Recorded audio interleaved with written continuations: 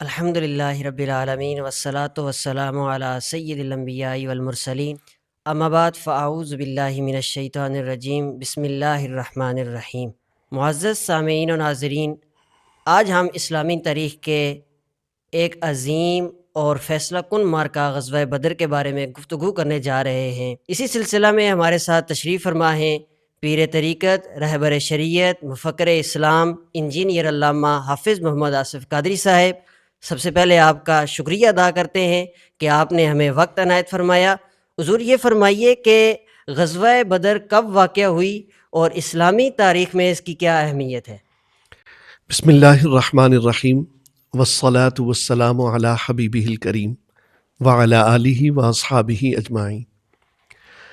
غزوہ بدر کفر و اسلام کا پہلا معرکہ رمضان شریف کی 17 تاریخ جمعے کے دن 2 ہجری میں واقع ہوا، اور اس جنگ کی خاص بات ایک تو یہ ہے کہ یہ عالم اسلام کی تاریخ لکھے جانے کا آغاز تھا اور کفر و اسلام کے درمیان پہلی جنگ تھی، اور مسلمانوں کی تعداد بہت کم تھی، صرف 313، اور مقابلے میں کفار 1000۔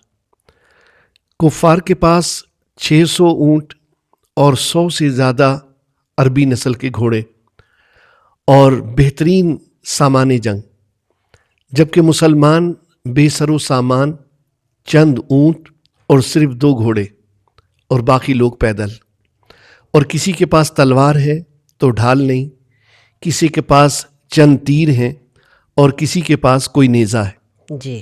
تو مسلمانوں کی جو کیفیت تھی وہ ظاہر ہے کہ لڑنے کے لائق بظاہر نہیں تھی کہ یہ اتنے بڑے لشکر کا مقابلہ کر سکتے ہیں، اور اس کی اہمیت خود آقا و مولا صلی اللہ تعالیٰ علیہ وسلم کی زبان اقدس سے ہمیں یہ معلوم ہوئی جب آپ نے دعا کی، اے اللہ اگر آج تیرے یہ مٹھی بھر بندے شکست کھا گئے اور مغلوب ہو گئے تو پھر تیرا نام لینے والا کوئی نہ رہے گا۔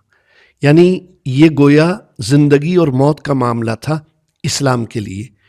تو آقا و مولا صلی اللہ تعالیٰ علیہ وسلم نے صحابہ کرام علیہم الرضوان کو اس غزوے پر چلنے کے لیے ترغیب دی۔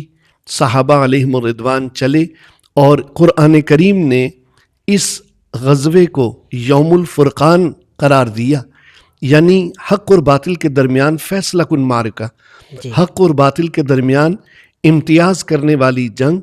یہ 17 رمضان کو بدر کے مقام پر مدینہ شریف سے تقریباً 150 کلومیٹر کے فاصلے پر یہ غزوہ منعقد ہوا۔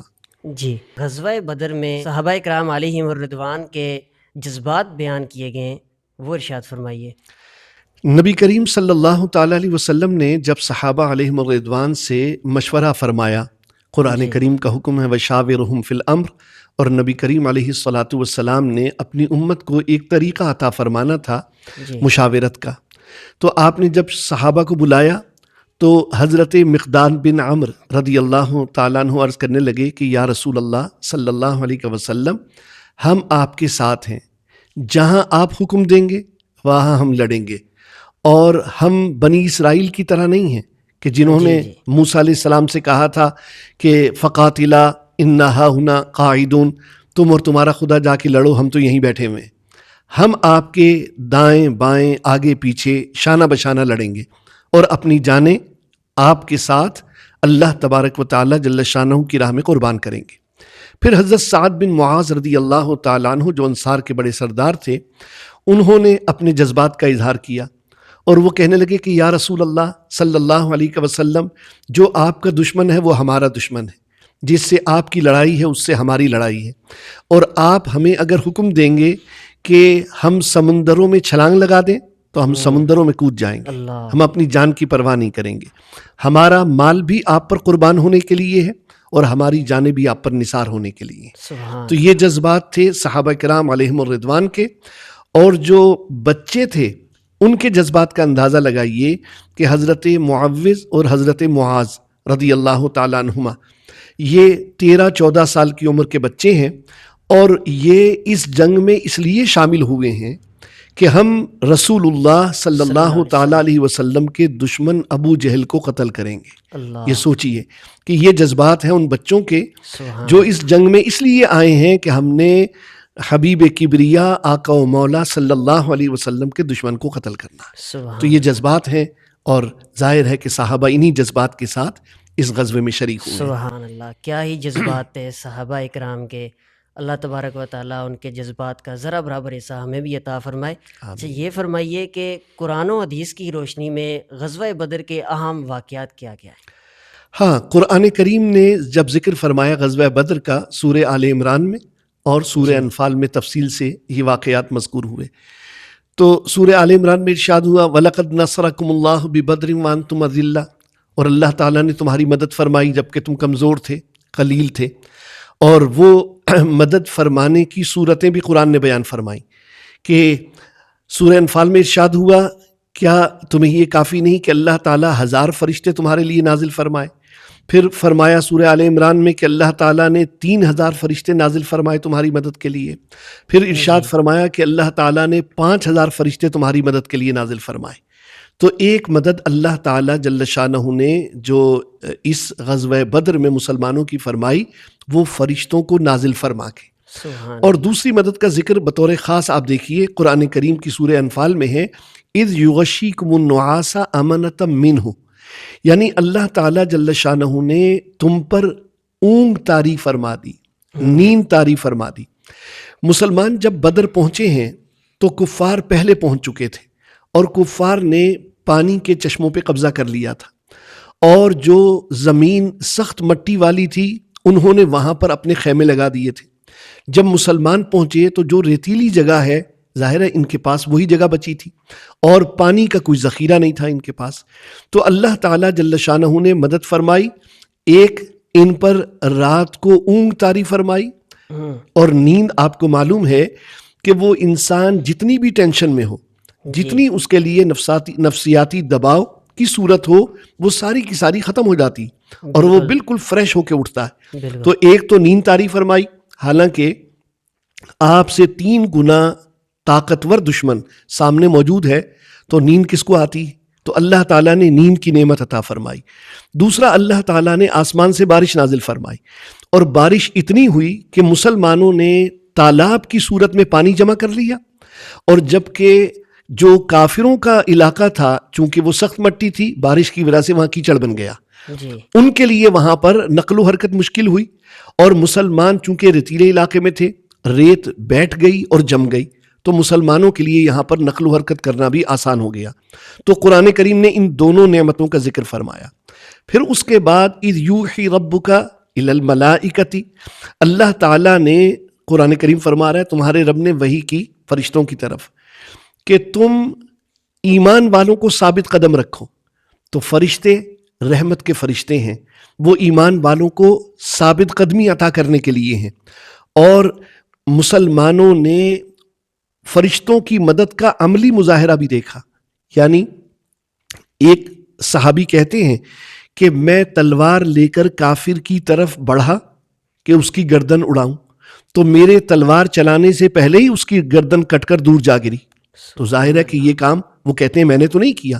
ایک اور صحابی کہتے ہیں کہ میں نے ایک کافر پر تلوار کا وار کرنا چاہا تو میں نے دیکھا اچانک اس کی گردن کٹ کر دور جا گری. تو جب یہ واقعات نبی کریم صلی اللہ علیہ وسلم کی خدمت میں عرض کیے گئے جنگ کے بعد تو آقا کریم علیہ الصلوۃ والسلام نے ارشاد فرمایا یہ آسمان کی مدد ہے، یہ وہ فرشتوں کی مدد ہے جنہوں نے کافروں کی گردنیں کاٹی. اور آپ دیکھیے کہ اللہ تعالیٰ جل شانہ نے جو مدد فرمائی، اتنا زیادہ تعداد رکھنے والا، اتنا اچھا اسلحہ رکھنے والا دشمن، لیکن حال یہ ہوا کہ 70 کافر قتل کیے گئے، 70 کافر قیدی بن گئے، باقی وہاں سے شکست کھا کے فرار ہو گئے، جبکہ مسلمانوں میں صرف 14 صحابہ شہید ہوئے. تو یہ اللہ تبارک و تعالی جل شانہ کی طرف سے مدد ہے مسلمانوں کے لیے جس کا ذکر قرآن کریم میں کیا. اور ایک واقعہ قرآن کریم نے اور بڑا ایمان افروز بیان کیا. نبی کریم علیہ الصلوۃ والسلام نے اپنی مٹھی میں خاک بھری اور آپ نے وہ مٹی کافروں کی طرف اچھال دی، پھینک دی، اور وہ مٹی ہر کافر کی آنکھ میں پہنچی. آپ اگر اپنی مٹھی میں مٹی اٹھائیں اور اسے پھینکیں تو کتنی دور پھینک سکتے ہیں؟ ظاہر ہے 8 فٹ تک پھینک دیں گے, 10 فٹ تک پھینک دیں گے, اس سے زیادہ آگے تو نہیں پھینک سکتے. لیکن آپ دیکھیے کہ دشمن بالکل آپ کے سامنے 8 فٹ کے فاصلے پہ نہیں ہے, وہ تو 1000 کافر ہیں, پورے میدان میں پھیلے ہوئے ہیں اور آپ سے کافی فاصلے پر ہیں. جنگ شروع ہونے سے پہلے آقا کریم علیہ الصلاۃ والسلام جب وہ مٹھی بھر کر خاک پھینکتے ہیں ہر کافر کی آنکھ میں پہنچتی ہے, اور رب کریم فرماتا ہے فَلَمْ تَقْتُلُوهُمْ وَلَٰكِنَّ اللَّهَ قَتَلَهُمْ. اے مسلمانوں, تم نے کافروں کو قتل نہیں کیا بلکہ اللہ نے قتل کیا. اور پھر فرمایا وَمَا رَمَيْتَ, اور وہ مٹی اے حبیب تم نے نہیں پھینکی, اِذْ رَمَيْتَ, جب تم نے پھینکی, وَلَٰكِنَّ اللَّهَ رَمَا, وہ تو تمہارے اللہ نے پھینکی. اب یہ دیکھیے یہ وہ عظیم معجزہ رسول اللہ صلی اللہ علیہ وسلم کو رب کریم نے اس غزوے میں عطا فرمایا, اور پھر قرآن کریم میں حضور کی عظمت کو بیان فرمایا کہ ان کے فعل کو اپنی ذات کی طرف منسوب فرمایا. اے حبیب وہ مٹی تم نے نہیں پھینکی, وہ اللہ نے پھینکی. حالانکہ صحابہ گواہ ہیں کہ مٹی پھینکنے والے تو رسول اللہ صلی اللہ تعالیٰ علیہ وسلم ہیں, لیکن اللہ تعالیٰ نے حضور کا فعل اپنی ذات اقدس کی جانب منسوب فرما کر حضور علیہ الصلاۃ والسلام کی عظمت کا پرچم بلند کیا. تو یہ اسی غزوے سے تعلق رکھنے والا واقعہ. اور جو حدیث شریف سے ہمیں معلوم ہوا, حضرت عبد الرحمن بن عوف رضی اللہ تعالیٰ عنہ فرماتے ہیں کہ جنگ میں ہر آدمی کی خواہش ہوتی ہے کہ میرے ارد گرد ذرا صحیح جوان ہوں, جنگجو ہوں, تاکہ جنگ میں مجھے سپورٹ کریں, کیونکہ وہ جنگ تو تلواروں اور نیزوں والی جنگ ہے. وہ کہتے ہیں میں نے دیکھا تو میرے دائیں طرف ایک بچہ, دوسری طرف دوسرا بچہ, یعنی حضرت معوذ ایک طرف حضرت معاذ رضی اللہ عنہ. تو وہ کہنے لگے کہ مجھے خیال ہوا یہ بچے مجھے کیا مدد دے سکیں گے جنگ میں, لیکن ابھی میں سوچ ہی رہا تھا تو ان بچوں نے کہا کہ چچا جان یہ بتائیں کہ وہ ابو جہل کون ہے جو ہمارے آقا کریم صلی اللہ علیہ وسلم کا بڑا دشمن ہے. تو میں نے اشارہ کر دیا کہ وہ دیکھو, وہ جو سپاہیوں کے جھرمٹ میں ایک جنگجوؤں کے حصار میں جو شخص ہے وہ ابو جہل ہے. وہ یہ سنتے ہی لپکے اور انہوں نے اپنی تلوار اس تیزی سے چلائی کہ کافروں کو کاٹتے ہوئے وہ ابو جہل تک پہنچ گئے اور تلواروں کے وار کر کے اسے زمین پہ گرا دیا اور اسے قتل کیا, واصل جہنم کر دیا. ایک سپاہی نے وار کیا تو ایک بھائی کا بازو کٹ کر اور وہ لٹک گیا. تو جب وہ رسول اللہ صلی اللہ علیہ وسلم کی خدمت میں آئے تو آقا کریم علیہ الصلاۃ والسلام نے اپنا لعاب دہن لگا کر وہ کٹا ہوا بازو جوڑ دیا. تو ایک اور معجزہ آقا کریم علیہ الصلاۃ والسلام کا غزوہ بدر میں ہمیں دیکھنے کو ملا. تو یہ وہ کیفیات ہیں جس میں آقا کریم صلی اللہ تعالی علیہ وسلم اور آپ کے صحابہ نے جانثاری کے وہ جوہر دکھائے کہ جس کی بنا پر آپ نے اس جنگ کو الحمدللہ فتح و نصرت کے ساتھ اللہ نے ہمکنار کیا اور آپ نے جیتا. لیکن ہمیں یہ تعلیم دی قرآن کریم نے فَلَمْ تَقْتُلُوهُمْ وَلَٰكِنَّ اللَّهَ قَتَلَهُمْ, اور انہیں یعنی کافروں کو تم نے قتل نہیں کیا, انہیں اللہ نے قتل کیا. یعنی جب کوئی کامیابی حاصل ہونا تو اس کی نسبت اللہ تعالیٰ کی طرف کرنی چاہیے, جیسا کہ قرآن کریم میں تعلیم دی گئی نا, ما اصابک من حسنۃ فمن اللہ, تمہیں کوئی بھلائی پہنچے تو وہ اللہ کی طرف سے, وما اصابک من سیئۃ فمن نفسک, اور اگر تمہیں کوئی برائی پہنچے تو پھر وہ تمہارے اپنے نفس کی طرف سے. تو اس کی نسبت کمی کی, کوتاہی کی, نقصان کی اپنی طرف کرنی چاہیے, اپنی شامت اعمال سمجھنا چاہیے. اور جب کوئی کامیابی ملے, کوئی اللہ تعالیٰ نعمت عطا کرے تو ضرور اس کی نسبت اللہ تعالیٰ کی طرف کی جائے. یہ غزوہ بدر میں چند اہم واقعات تھے جو آپ کے سامنے میں نے ذکر کیے.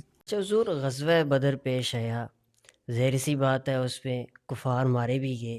یہ بتائیں کہ جب جنگ ختم ہوگی اس کے بعد کفار کی لاشوں سے حضور پاک صلی اللہ علیہ وسلم نے کیا فرمایا؟ ہاں, اس میں حدیث پاک بخاری شریف میں ہے کہ جس میں اللہ کے حبیب علیہ الصلاۃ والسلام نے جنگ سے ایک دن پہلے زمین پر آپ نے نشان لگا دیے ایک چھڑی سے اور فرمایا یہاں پر ابو جہل قتل ہوگا, یہاں پر عتبہ قتل ہوگا, یہاں شیبہ قتل ہوگا. یعنی ان کے مرنے کی جگہوں کے حضور علیہ الصلاۃ والسلام نے نشان لگا دیے ایک دن پہلے.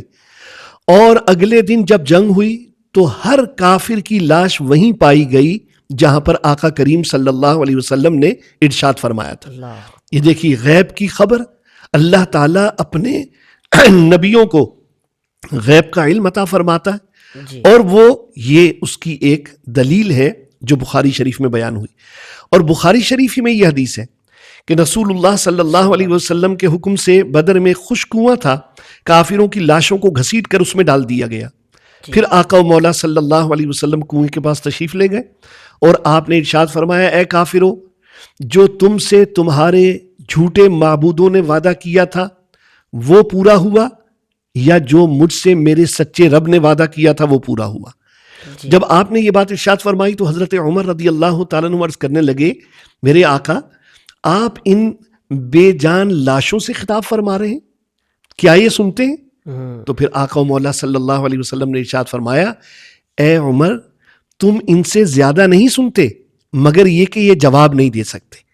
تو یہاں سے ہمیں یہ مسئلہ بھی معلوم ہوا کہ مرنے کے بعد چونکہ روح کا تعلق جسم سے ہوتا ہے, اس لیے روح کی یہ صلاحیت باقی رہتی ہے کہ وہ دیکھے اور سنے.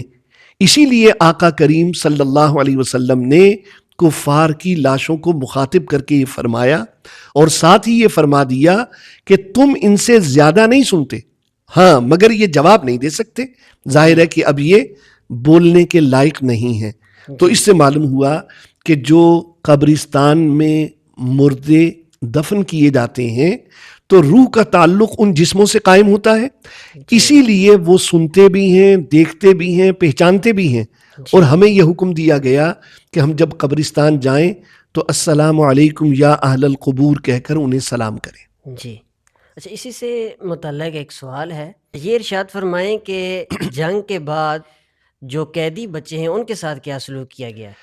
ہاں, یہ ایک بہت اہم باب ہے اور اس جاہل اور ظالم دنیا کے لیے ایک روشن سبق ہے جو اللہ کے نبی صلی اللہ علیہ وسلم نے دنیا کو دیا. اسی لیے آقا کریم علیہ الصلاۃ والسلام کو ہم محسن انسانیت کہتے ہیں. وہ محسن اسلام تو ہیں, وہ بانی اسلام تو ہیں, لیکن انہوں نے وہ اصول قائم فرمائے جو آج دنیا میں جن اصولوں پر عمل کرنے کی انسانوں کو شدید حاجت بحیثیت انسان کی. اب دیکھیے, جو لوگ قیدی بنائے گئے, آقا کریم صلی اللہ تعالیٰ علیہ وسلم نے فرمایا, چونکہ جیلیں نہیں تھیں, باقاعدہ نظام نہیں تھا قیدیوں کو رکھنے کا, آپ نے قیدیوں کو مختلف انصار فیملیز کے حوالے کر دیا. یہاں پر بطور خاص ذکر میں کرنا چاہوں گا حضرت مصعب بن عمیر رضی اللہ تعالیٰ عنہ. یہ وہ 18-19 سال کے نوجوان ہیں جو مکے کے امیر ترین گھر سے تعلق رکھتے تھے اور صبح شام, صبح ایک سوٹ پہنتے, شام کو دوسرا سوٹ پہنتے اور بہترین خوشبو لگاتے. تو مکہ شریف میں ان کی شہرت تھی, لیکن آقا کریم علیہ الصلاۃ والسلام پر جب فدا ہو گئے تو کئی دن تک ایک ہی کپڑا پہنتے اور اس پر بھی پیوند لگانے پڑتے. تو جب وہ ان کا بھائی جو ابو عزیر ہے وہ کافروں کی طرف سے لڑنے آیا اور جب وہ قیدی بنایا جا رہا تھا اور ایک انصاری صحابی اس کو رسی باندھ رہے تھے تو حضرت مصعب بن عمیر رضی اللہ عنہ نے گزرتے ہوئے فرمایا کہ اے بھائی ذرا اس کو مضبوط طریقے سے باندھنا, اس کی ماں بہت مالدار ہے اس لیے بہت فدیہ دے گی اسے چھڑانے کے لیے.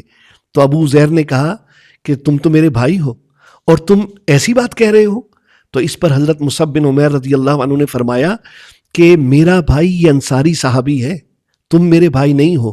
جس نے آقا کریم علیہ الصلاۃ والسلام کی غلامی کا طوق اپنی گردن میں ڈالا, حضور کے نام کا کلمہ پڑھ لیا, اب وہ میرا بھائی ہے. انما المؤمنون اخوہ, تم کافر ہو اس لیے تم میرے بھائی نہیں ہو. یہ پیغام ہے ہمارے لیے کہ دیکھو صحابہ کرام علیہم الرضوان نے دین کو کیسے سمجھا. پھر اس کے بعد کیا ہوا کہ ابو زیر کہتے ہیں کہ مجھے جس انصاری صحابی کے حوالے کیا گیا قیدی بنا کر, تو میں دیکھتا تھا کہ وہ غریب لوگ تھے اور ان کے پاس کھانے کو اکثر روٹی ہی نہ ہوتی, کبھی روٹی کا ٹکڑا آ جاتا تو پھر وہ خود تو چند کھجورے کھا کر گزارا کرتے اور روٹی مجھے کھلاتے اور مجھے شرمندگی ہوتی. اور میں کہتا, ظاہر ہے وہ ایک امیر کبیر خاندان کے تھے, تو میں کہتا بھائی یہ روٹی آپ لوگ زیادہ حق رکھتے ہو کہ کھاؤ. وہ کہتے تھے نہیں, ہمیں ہمارے نبی ہمارے آقا کریم صلی اللہ علیہ وسلم کا حکم ہے کہ قیدیوں کے ساتھ اچھا سلوک کرنا ہے۔ یہ دیکھیے گھر والے خود نہیں کھا رہے روٹی مگر اپنے قیدی کو کھلا رہے ہیں، یہ سلوک ہے ایک، اس کی مثال میں نے آپ کے سامنے پیش کی۔ اور دوسرا یہ کہ نبی کریم صلی اللہ علیہ وسلم نے قیدیوں کے ساتھ عام سلوک کے حوالے سے مشورہ لیا۔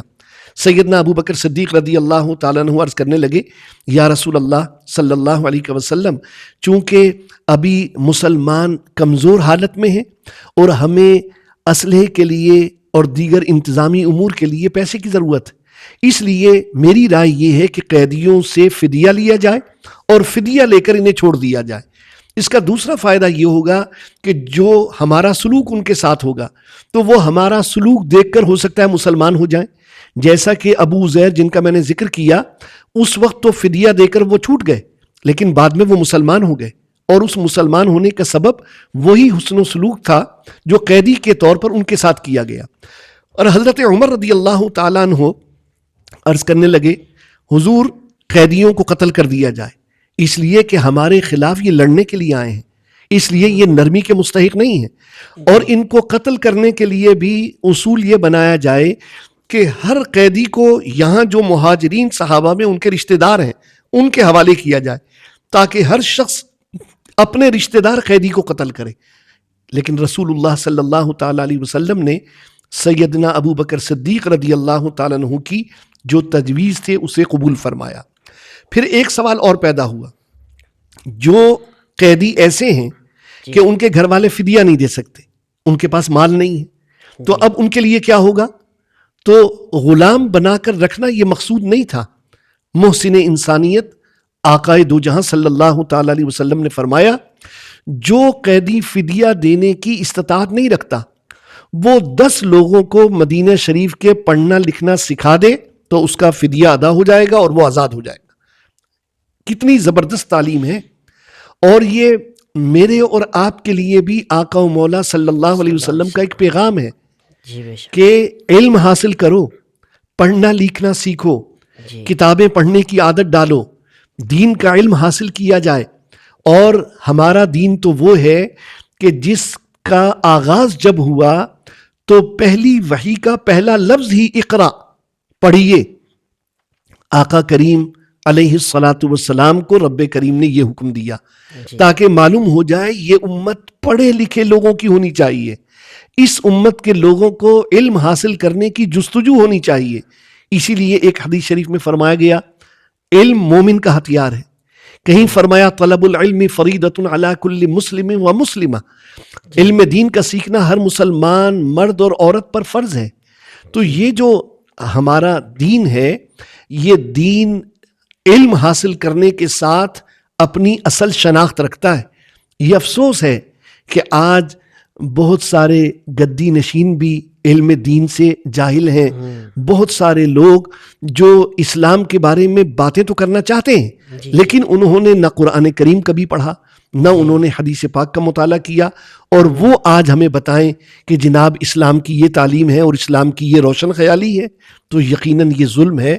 اس لیے کہ دین والوں کو چاہیے وہ دین سیکھیں، اور جنہیں پڑھنا لکھنا آتا ہے وہ دین پڑھنے کی عادت ڈالیں۔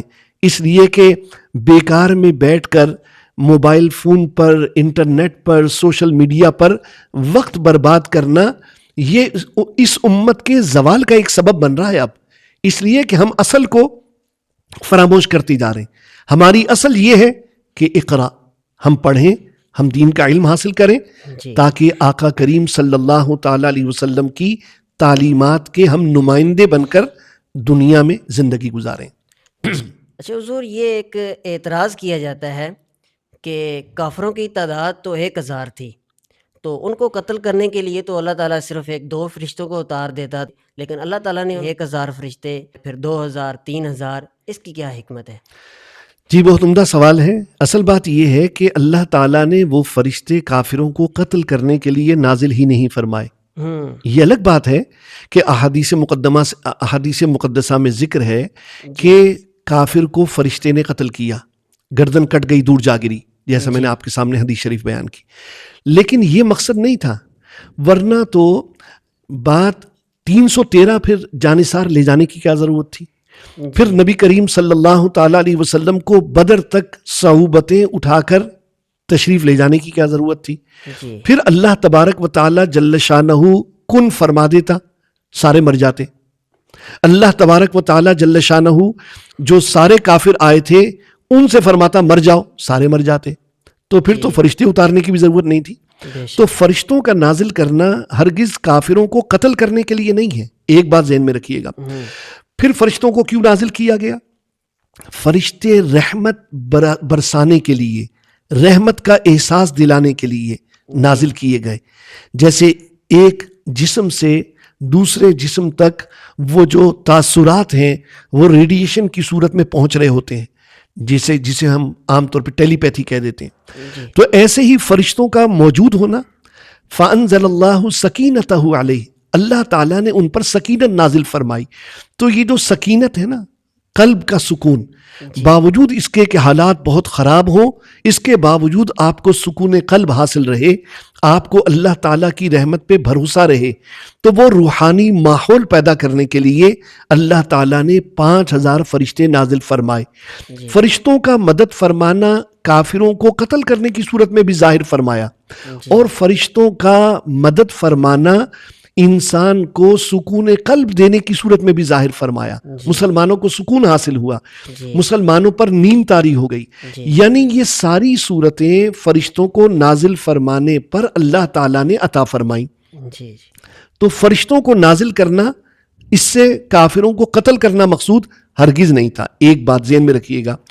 دوسرا یہ کہ آقا کریم صلی اللہ تعالیٰ علیہ وسلم کو 313 جانثار ساتھ لے جانے کی ضرورت کیا تھی؟ اگر تو یہ کام دعا سے ہو جانا تھا تو حضور دعا فرما دیتے، اے اللہ کافروں کو ہلاک فرما دے تاکہ وہ مدینہ شریف تک پہنچ ہی نہ سکے اور ہمارا ان سے معرکہ ہی نہ ہو، مقابلہ ہی نہ ہو۔ لیکن نہیں، اللہ تعالیٰ جل شانہ یہ چاہتا ہے کہ مسلمان اسباب کی دنیا میں اسباب کو اختیار کرنا سیکھیں، ورنہ وہ 14 صحابہ بھی شہید نہ ہوتے۔ کل کو آپ یہ اعتراض کریں گے کہ 5000 صحابہ آئے مدد کے لیے تو یہ 14 صحابہ شہید کیوں ہو گئے؟ اللہ تعالیٰ یہ چاہتا تھا کہ صحابہ لڑیں، صحابہ شہید ہوں، صحابہ قتل کریں، صحابہ اپنے سامنے لاشیں دیکھیں، تاکہ ان کی عملی تربیت ہو۔ اس لیے کہ دین محض دعاؤں کے ذریعے نافذ نہیں ہونا، کو عملی جد و جہد کرنی ہے، اور اس کا تقاضا تھا کہ ہم تلوار بھی اٹھائیں، نیزہ بھی اٹھائیں، ہم صعوبت برداشت کر کے سفر کی وہاں تک جائیں، کافروں کا مقابلہ بھی کریں، اور ہمیں خوف بھی ہو یہ کافر کہیں اس کا تیر ہمیں نہ لگ جائے، اس کافر کی تلوار سے ہم کہیں قتل نہ ہو جائیں۔ یہ ساری چیزیں اس کا حصہ ہیں۔ رسول اللہ صلی اللہ علیہ وسلم اپنے صحابہ کی عملی تربیت فرما رہے ہیں۔ اسی لیے آج بھی آپ دیکھیے دنیا میں صرف دعاؤں سے کچھ نہیں ہونا۔ اگر کسی نے مسلمانوں کا بھلا کرنا ہے، غزہ کے مسلمانوں کی عملی مدد کرنا ہوگی۔ صرف دعاؤں کے ذریعے، وہ ہم سے بہت نیک لوگ ہیں، تو دعاؤں کے ذریعے سب کچھ ہونا ہوتا تو اسرائیل تباہ ہو جاتا۔ لیکن آج جو کچھ کرنا ہے وہ میں نے اور آپ نے کرنا ہے، یا جن کے ذمے یہ کام ہے انہوں نے کرنا ہے۔ تو مسلمان صرف جو ہے وہ خالی اور خیالی باتوں پر نہ رہیں، مسلمان جو عمل کی دنیا ہے اس میں اسباب اختیار کریں۔ آپ نے اگر قرآن کریم حفظ کرنا ہے نا تو مدرسے جانا پڑے گا، صرف دعا مانگنے سے آپ حافظ قرآن نہیں بن سکتے۔ بالکل اسی طرح آپ نے جو کام کرنا ہے اس کے لیے عمل کی ضرورت ہے، اور یہ جذبہ آپ کا ہونا چاہیے، کوشش آپ کی ہونی چاہیے، پھر اللہ تعالیٰ کی مدد نازل ہوتی ہے۔ کیونکہ قرآن کریم میں ہے اسی مضمون میں غزوہ بدر کے حوالے سے، وَمَن نَّصْرُ إِلَّا مِنْ عِنْدِ اللَّهِ، مدد کس کی ہے سوائے اللہ کے۔ تو آج مسلمان کہے نا کہ میں اللہ کے دین کے لیے مددگار بننا چاہتا ہوں۔ قرآن کریم کی ایک دوسری آیت ہے سورہ محمد کی، یا ایھا الذین آمنوا ان تنصروا اللہ ینصرکم، اے ایمان والو اگر تم اللہ کے دین کی مدد کرو گے تو وہ تمہاری مدد کرے گا، ویثبت اقدامکم، اللہ تمہارے قدم جما دے گا۔ تو پہلے ہم اپنے حصے کا کام تو کریں۔ تو اسباب اختیار کرنا ہمارے ذمے ہے، کوشش کرنا ہمارے ذمے ہے، پھر نتیجہ اللہ تبارک و تعالی جل شانہ کی رحمت سے سامنے آئے گا۔ ڈاکٹر اقبال جیسا دنیا دار آدمی لیکن بڑے پتے کی بات کہہ گیا، فضائے بدر پیدا کر فرشتے تیری نصرت کو، فضائے بدر پیدا کر. جیسا جذبہ صحابہ کا تھا نا، ایسا جذبہ تو پیدا کرو، جی ایسا ایمان تو لاؤ، ایسا تقوی تو ظاہر کرو، اور حضور علیہ الصلاۃ والسلام پر قربان ہونے والی ایسی جو ہے وہ کیفیات تو لاؤ. فضائے بدر پیدا کر، فرشتے تیری نصرت کو، اتر سکتے ہیں گردوں سے قطار اندر قطار اب بھی فرشتے نازل ہوں گے، جی لیکن پہلے شرط وہی ہے کہ ہمارا عمل اس بات کی گواہی دے کہ ہم رسول اللہ صلی اللہ علیہ وسلم سے سچی محبت کرتے ہیں اور ان کی بھرپور اطاعت کرتے ہیں. سبحان اللہ. جی حضور بہت شکریہ، آپ نے قرآن و حدیث کی روشنی میں غزوہ بدر کا تذکرہ خیر فرمایا. غزوہ بدر سے ہمیں یہی سبق ملتا ہے، کامیابی تعداد اور ظاہری طاقت سے نہیں حاصل ہوتی، بلکہ ایمان، اخلاص اور اللہ تعالیٰ پر کامل یقین سے حاصل ہوتی ہے. اللہ تبارک و تعالیٰ سے دعا ہے کہ اللہ تعالیٰ صحابہ اکرام کے جذبے، ایمان اور استقامت کا ذرا برابر حصہ ہمیں بھی عطا فرمائے. آخر میں پھر اپنے مہمان گرامی کا شکریہ ادا کرتے ہیں اور آپ سب کا شکریہ ادا کرتے ہیں کہ آپ نے ہمیں سنا. اگلی نشست کے لیے ہمیں اجازت دیجیے. السلام علیکم ورحمۃ اللہ وبرکاتہ.